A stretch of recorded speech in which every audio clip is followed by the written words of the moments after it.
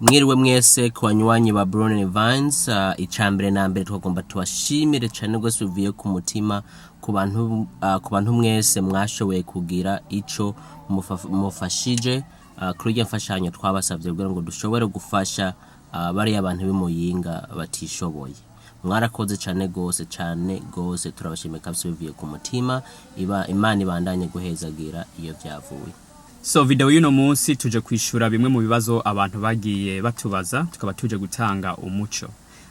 Ikibazo cambere abantu bagiye batubaza ni iki, ati ko twese dufise abi wacu bakenye hariya i Burundi, ko tutarasaba abantu ngo baduterereze ngo tubafashe natwe. Icambere nuko mwomenya aba bantu twebwe ntabo tuzi. Twarabivuze na imiryango yacu ntabwo ive muyinga, abantu ntabo tuzi, nta muntu numwe tuzimo. Ikindi naco ubukene burarutana. Nizere yuko ata abantu biwacu canke mu miryango yiwanyu bakiba muri tujya tuzu tw'imiganda. Ico ni cambere. Ikibazo ca kabiri niki, abantu barabaza bati none muzi gute ko iyo mfashanyo itazokwibwa canke igahabwa abantu bataribo? Niyo byaba bidushobokeye, umwe muri twebwe azoshobora gushikayo agiye atwaye izo mfashanyo. Kandi ikindi naco tuzogerageza kubereka kuri YouTube na za Facebook, tubereka yuko izo mfashanyo twashoboye kuzigezayo hariya kuri abo bantu nyene. Ica gatatu, hari abantu babajije ati ko tuzi ko hari habaguriwe amabati bakubakirwa amazu, hanyuma mu nyuma bagafata ayo mabati bakayasambura bakayadandaza, ati none mwebwe muzokora iki kugira ngo ntibadandaze ayo mabati? Igituma badandaje ayo mabati nuko babubakiye amazu babahana amabati atavyo kurya bafise. Inzara niyo yatumye bagurisha ayo mabati. Nukuvuga bagiye kububakira amazu babahana amabati badafise ico kurya, badafise naho kurima, bazokwimbura ikintu na kimwe. Nico gituma twebwe dushaka kubaronsa ivyo kurya imbere yuko tubaha ayo mabati.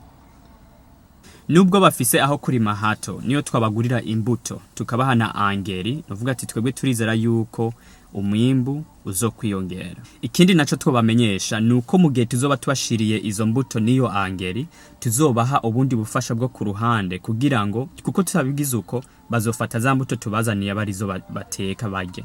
Nico gituma tuzoba twabashiriye n'izindi fashanyo ku ruhande bazoba barifashisha kugira ngo ntibatere imbuto tubahaye.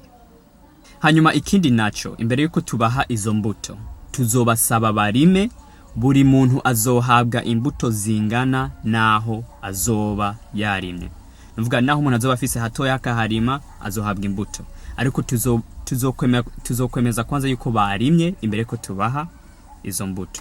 Ikibazo ca kane naco niki, abantu ko arabaza bati atariko kweri ibihumbi 15 kumengo na mahera menshi, ati canke mukeneye amahera muzokwirira. Mu bisanzwe dupanga yuko tuzokubaka inzu 60, kandi ugiye kuraba kiranzu izotwara nk'amabati 200 canke 30. Urumva ibati rimwe ryo mu Burundi riguga ibihumbi 18. Ubwo rero ugiye kuraba amahera zo kugwa ibiti n'abafundi bazokubakwa, ushobora gusanga ivyo ibihumbi 15 by'amadolari bibaye bikeya, ugasanga ahubwo ntibishoboye kudushikana igikorwa dushaka kuzoshira, ariko turizera yuko kizohadushikana.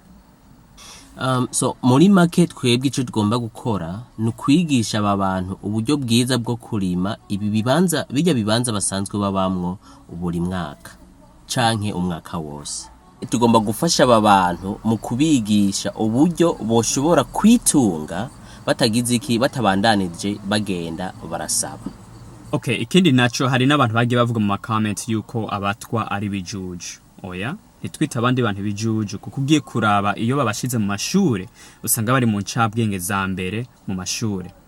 Ingorane hari nuko kuva kera basogokuruza babo bari batunzwe no guhiga hamwe no kubumba inkono, ntibitayeho ibintu vy'amatongo. Urumva ni ntatongo basigiye abuzukuruza canke abana babo bo muri kazoza. Hanyuma marazi no musi yuko abantu ntibagiteka mu nkono, bateka mu masafuriya. Urumva rero ntitubita ibijuju, ariko twige na kahise kabo turabe iyi ngorane zagiye ziva. Nyuma ikindi naco, hari abantu bagiye bavuga ngo aba bantu ntitwobafasha ngo kubera ko barabafashije muri kahise, ngo barabigurisha canke barabirya, ariko twibuke si bose. kuko abantu turafise ingorane yo gufata iyo umuntu akoze ikosa ari umuntu umwe bagaca baryagiriza abantu bose, haba umuryango wose canke igihugu cose canke ubwoko bwose. Kubw'ivyo turasavye ivyo bintu tubihagarike, ntabwo ari bose. Ariko naho bimeze uko kandi ntiworeka gufasha umuntu usanze umuntu ariko arapfa canke ari gomba gupfa ukareka kumufasha ngo nuko boba barigeze kumufasha muri kahise hanyuma agahitamo gukora ibindi bintu. Kubw'ivyo dufashanye kandi dutange n'umutima ubikunze. Kubw'ivyo turabasavye mubandanye mutanga n'umutima ubikunze. Murakoze cyane.